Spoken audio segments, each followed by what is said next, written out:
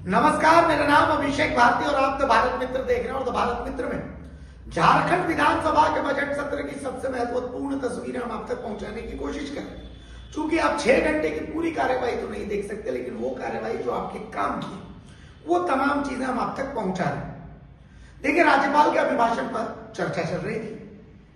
विपक्ष की तरफ से इसी चर्चा में फाइनल जो चर्चा में शामिल हुए वो थे सत्येंद्र नाथ तिवारी, गढ़वा से विधायक है। लेकिन आज सत्येंद्र नाथ तिवारी ने विधानसभा में जोरदार भाषण दिया। उन्होंने कहा कि बालू की स्थिति यह है कि बालू पर तो खैर कुछ कहना ही नहीं है, बहुत चर्चा हो गई। उन्होंने बताया कि बालू को लेकर के जेएसएमडीसी कैसा खेल करता है। उन्होंने चुनौती देते हुए कहा कि जेएसएम या तो जो अध्यक्ष हैं विधानसभा के वो जो दोषी हैं उन पर कार्रवाई करें या फिर सत्येंद्र नाथ तिवारी पर कार्रवाई करें। इतना ही नहीं, सत्येंद्र नाथ तिवारी ने स्वास्थ्य व्यवस्था को लेकर के भी गजब बात कही। उन्होंने कहा कि स्वास्थ्य विभाग में पासिंग चलता है जैसे फुटबॉल में चलता है। आपको हम सुनाते हैं सत्येंद्र नाथ तिवारी का जोरदार भाषण कि कैसे सत्येंद्र नाथ तिवारी ने पूरे सत्ता पक्ष की लंका लगा दी अपने भाषण के द्वारा। सुनिए। मामला देखिए क्या है। यू आर द राइट जज, आप ही जज हैं, आप हमको फैसला करके बताइए।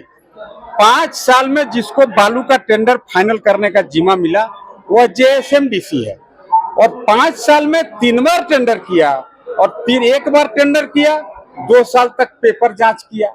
बोला हम पेपर जांच कर रहे हैं, 2 साल तक टेंडर का पेपर जांच होता रहा, लेकिन डिसीजन नहीं दिया, और 2 साल के बाद फिर टेंडर कर दिया। क्या बिना राजनीतिक संरक्षण के संभव है? अगर इच्छा शक्ति होता सरकार का, जेएसएमडीसी के उन पदाधिकारी, उन आईएएस, उन सीनियर सेक्रेटरी पर कार्रवाई होना चाहिए था। 5 साल तक करता रह गया, फिर 21 में टेंडर किया। टेंडर करके बीच में नियम बदल दिया। पहले कहा कि नदी से बालू उठाना है, बाद में बोला कि नहीं, नदी से नहीं उठाना है, नदी से उठा के स्टॉक यार्ड में रखना। जो इनका कॉन्ट्रैक्टर था भाग गया। फिर 23 में टेंडर किया, इतने रख दिया सिक्योरिटी मनी की सब ठेकेदार झारखंड छोड़ के भाग गया। तो भाई 5 साल तक लोगों को बालू के लिए जो तरसते रहना पड़ा, इसमें हम कह सकते हैं कि मुख्यमंत्री की सहभागिता है। मुख्यमंत्री के संरक्षण के नीचे ये बालू का अवैध कालाबाजारी जम के हुआ 5 वर्षों तक। हम कह सकते हैं अरबों अरब रुपया का अवैध उनके द्वारा सृजन किया गया, पैदा किया गया। मुख्यमंत्री की इन्वॉल्वमेंट का। अरे मुख्यमंत्री राज्य के मुखिया हैं, कैबिनेट में क्यों नहीं लाए कि भाई जेएसएमडीसी के जो सीनियर सेक्रेटरी को ये जिम्मा मिला था 5 साल में ये टेंडर फाइनल क्यों नहीं कर पाए? आपको जो ड्यूटी था टेंडर करना, आप क्यों नहीं कर पाए? क्यों आप बार बार नियम कानून को बदलते रहे? एक बार टेंडर करते हैं 2 साल सो जाते हैं, फिर टेंडर करते हैं 2 साल सो जाते हैं, क्या है? तो अब जब आप सत्येंद्र नाथ तिवारी को सुन चुके हैं, उन्होंने सदन में चुनौती दी। उन्होंने सदन में चुनौती दी कि वो विधायकी छोड़ देंगे, वो विधायकी छोड़ देंगे अगर कोई उनको गलत साबित कर दे। इतना ही नहीं, सत्येंद्र नाथ तिवारी जब जोरदार भाषण दे के बैठे तो उसके बाद मुख्यमंत्री हेमंत सोरेन खड़े हुए, और आज मुख्यमंत्री हेमंत सोरेन में बहुत लाइट मूड में थे। उन्होंने विपक्ष को जम के धोया है। इतना ही नहीं, उन्होंने तो यहां तक कह दिया कि ऐसा है कि विपक्ष जो है ये बालू कर रहा है इसलिए क्योंकि विपक्ष में बहुत से लोग ऐसे हैं जिनका एसोसिएशन ताल्लुक बालू से। मुख्यमंत्री हेमंत सोरेन ने भी पूरे विपक्ष की अकेले लंका लगा दी और कहा कि अब आप लोग खुसुर कर रहे हैं, बाहर भागिएगा, लेकिन अब आपको बाहर जाने लायक भी नहीं छोड़ेंगे। सुनिए मुख्यमंत्री हेमंत सोरेन ने क्या कहा। विगत सरकार के कार्यकाल में कई चुनौतियों के साथ, मुझे पता है अब ये लोग षड्यंत्र रचेंगे, अब यहां से उठने की तैयारी कर रहे होंगे, इधर उधर मैसेज पास करने का प्रयास हो रहा है, लेकिन हम कोशिश करेंगे कि आप ना जाएं। मैं कोशिश करूंगा कि मैं आपको इतना परेशान ना करूं कि आप लोग पिछले का दरवाजा देखने का मौका मिले। हाँ, ठीक है, मैं कोशिश करूंगा कि अपने भाषण में इतनी संयमता रखूं कि आपको जाने का मौका ना दूं। लेकिन होता क्या है कि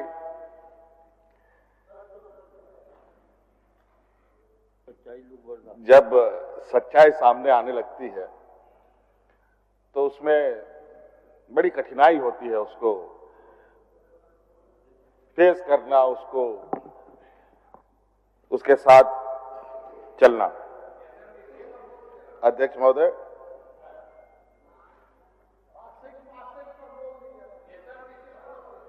देखिए ये पासिंग की बात वो भी मैं करूंगा, क्योंकि तिवारी जी भी बहुत मजे हुए खिलाड़ी हैं, ऐसे कोई नया कच्चा खिलाड़ी नहीं है। बालू, ठेका, टेंडर, गिट्टी, सीमेंट से बहुत अच्छा नाता है इनका, और मुझे मालूम है। और जहां तक चुनौती देने की बात है, तो मुझे ऐसा नहीं लगता है कि कोई ऐसा कार्यालय आदेश है, कहीं यदा कदा कुछ चीजें हुई हो, तो मुझे नहीं लगता। लेकिन कोई ऐसा आदेश आपके पास हो कि सरकार ने कोई ऐसे आदेश निकाली है, तो निश्चित रूप से मैं आपको सदन में आश्वस्त करता हूं, जिसने भी आदेश निकाला है उसके ऊपर आपके सामने कार्रवाई करके उसको याद करें। अध्यक्ष महोदय, ऐसा कोई कार्यालय आदेश नहीं है। अपवादवश कहीं कुछ चीजें आई हो तो जरूर ये निंदनीय विषय है, और इस पर सरकार आपकी हर बात, सदन में जितने भी हमारे माननीय सदस्यों ने बातें रखी है, उन सभी बातों को हम लोगों ने बहुत गंभीरता से लिया है, और माननीय तिवारी जी के इस आरोप को भी हमने गंभीरता से लिया है। और निश्चित रूप से इस विषय पर अगर ऐसी घटनाएं हो रही हैं, अगर लोग इसको एक अपना पर्दे के पीछे कोई मॉडल बनाने की भी कोशिश कर रहा है, तो ये हम नहीं होने देंगे। अध्यक्ष महोदय, ये देश का पहला राज्य है अध्यक्ष महोदय, जहां इस राज्य की जनता के लिए हम लोगों ने एयर एम्बुलेंस की व्यवस्थाएं की है। कोई देश में नहीं है। और आज हम सदन को बताते हुए मुझे खुशी हो रही है कि वो एयर एम्बुलेंस का लाभ आज एक दो लोग नहीं, लाखों लोगों ने ले लिया। जहां 10 लाख लोगों को चेन्नई जाने में एयर एम्बुलेंस की आवश्यकता पड़ती थी, मात्र 3-4 लाख रुपए में ये चेन्नई तक पहुंचते हैं। अध्यक्ष महोदय, कई ऐसे घटनाएं थी, अगर एयर एम्बुलेंस ना होता तो वो मरीज वहीं खत्म हो चुका होता। अध्यक्ष महोदय, ये बड़ाई नहीं कर रहा हूं, और ये हम समय के साथ और कितनी चीजों को बेहतर करने का प्रयास करें, इसको लेकर आज हम लगातार हर सरकार के हर क्षेत्र पर हमारी नजर है। स्वास्थ्य की बात कहें अध्यक्ष महोदय, रिम्स को लेकर आए दिन अखबारों में चीजें छपती है, आए दिन सरकार को लेकर कुछ हमारे अखबार वाले पत्रकार मित्र लोग भी सरकार को चूटी काटने से बाज नहीं आते हैं। वास्तविक क्या है नहीं है उस विषय पर ना जाकर के बहुत सरकार की छवि को अपने तरीके से गढ़ने का प्रयास करते हैं। अध्यक्ष महोदय, जहां 1000-1500 लोगों का चिकित्सा करने की क्षमता है, वहां 5000 मरीज पहुंच जाए तो क्या स्थिति है हॉस्पिटल की हो सकती है, आप अंदाजा लगा सकते हैं अध्यक्ष महोदय। और आज इसी को ध्यान में रखकर अध्यक्ष महोदय, ये रिम्स के पुनर्जीर्णोद्धार का कार्यक्रम हम लोगों ने टेकअप किया हुआ है, और बहुत जल्द आने वाले 5 साल के अंदर ये जो रिम्स आपको दिख रहा है, ये रिम्स एक नए स्वरूप के रूप में इस राज्य को देखने को मिलेगा। और इसके अलावा अध्यक्ष महोदय, सरकार ने अतिरिक्त इस रिम्स का जो बर्डन है, इस रिम्स के ऊपर जो बोझ आता है, ये पूरा बोझ इसके ऊपर ना आए, इसको लेकर हम लोगों ने इस राजधानी के अंदर एक और मेडिकल कॉलेज खोलने का भी निर्णय लिया हुआ है। उसके लिए जगह की तलाश शुरू हो चुकी है अध्यक्ष महोदय। तो ऐसा नहीं है अध्यक्ष महोदय, ये इनके लिए ये खुशी की बात नहीं है, ये बहुत तकलीफदेह बात है इनके लिए अध्यक्ष महोदय। और मैं इनको बता दूं अध्यक्ष महोदय, मैं इनको बता दूं, हम लोगों ने इनके इतने षड्यंत्र के बावजूद विगत 5 सालों में इतने कार्य किए अध्यक्ष महोदय, उन कार्यों का जवाब आज इनको मिला है। आज पूरा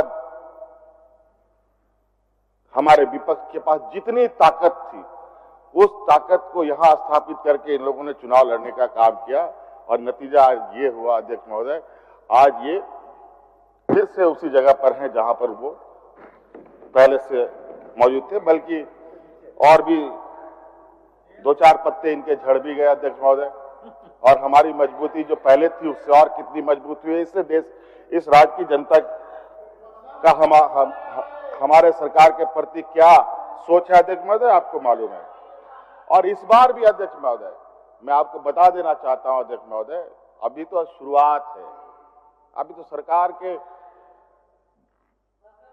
ये नई पारी की अभी तो शुरुआत है। एक तो पहला ओवर भी अभी कंप्लीट नहीं हुआ अध्यक्ष महोदय, अभी तो बहुत 5 साल अभी ओवर इनको बॉल फेंकना है अध्यक्ष महोदय, और हर बॉल में छक्का पड़ेगा, इतना बता देते हैं, एक भी चौका नहीं जाएगा, आप लोग चिंता मत कीजिए अध्यक्ष महोदय।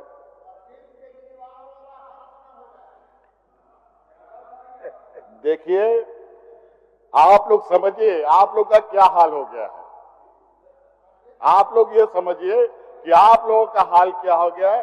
अगली बार ये ना आप लोग समझिए कि आप लोग अगली बार क्या आप लोगों की हालत होगी।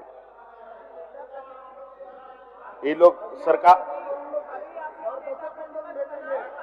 हमें 39 तक नहीं आएगा सर, 39 अध्यक्ष महोदय, हाँ अध्यक्ष महोदय, बालू के विषय में बहुत चर्चा हुआ, लगता है कि बालू को लेकर हमारे विपक्षियों को विशेष चिंता है। और अध्यक्ष महोदय, मैंने तो कहा कि हमारे माननीय सदस्य उधर बैठे हैं, लगभग इसमें अधिकतम माननीय सदस्य ऐसे हैं जो ईटा बालू गिट्टी से सीधा ताल्लुकात रखते हैं अध्यक्ष महोदय, इसलिए उनको ज्यादा चिंता है। जबकि गरीबों को हमने तो ये भी पूछा, शायद जो मुझे याद आ रहा है, माननीय मंत्री जी ने पूछा कि किसी गरीब के का कोई कंप्लेन आपके पास है तो हमें बताएं, उसकी हम जरूर उसकी कमियों को दूर करेंगे, ये भी पूछा गया था, लेकिन कोई नहीं बता पाया। अध्यक्ष महोदय, इस तरीके का जो आरोप है, जो निराधार आरोप है, इन सब आरोपों का जवाब देना बड़ा कठिन है अध्यक्ष महोदय, बहुत ही कठिन, संभव ही नहीं अध्यक्ष महोदय।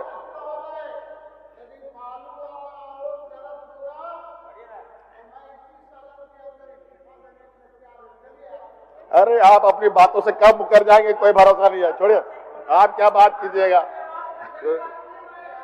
छोड़िए। अध्यक्ष महोदय, सीपी बाबू अभी धड़ाधड़ अध्यक्ष महोदय अपार्टमेंट बन रहे हैं, धड़ाधड़ काम चल रहा है चारों तरफ अध्यक्ष महोदय। सिर्फ इनको 2 ट्रक बालू नहीं मिला, फ्री में नहीं मिला, इसलिए ये हालत है कि हमको मिला क्यों नहीं फ्री में अध्यक्ष महोदय। और कोई पैसा नहीं है, ये पैसा से नहीं खरीदना चाहते हैं, ये दमगई से खरीदना चाहते हैं, जो सरकार कभी नहीं देगी अध्यक्ष महोदय। दमगई नहीं चलेगा, हो गया खत्म, सूर्यास्त हो चुका है, इसलिए आप लोग चुपचाप बैठिए। बालू फ्लड आप चिंता मत कीजिए, आप लोग का जरूर मुसीबतें बढ़ेंगी आने वाला समय में अध्यक्ष महोदय। अध्यक्ष महोदय, हमारे माननीय विपक्ष के लोग हमारे कार्य योजना को लेकर कई सवाल, सदन नेता का भाषण हो रहा है, महिला सम्मान योजना हो और भी कार्य योजना हो अध्यक्ष महोदय।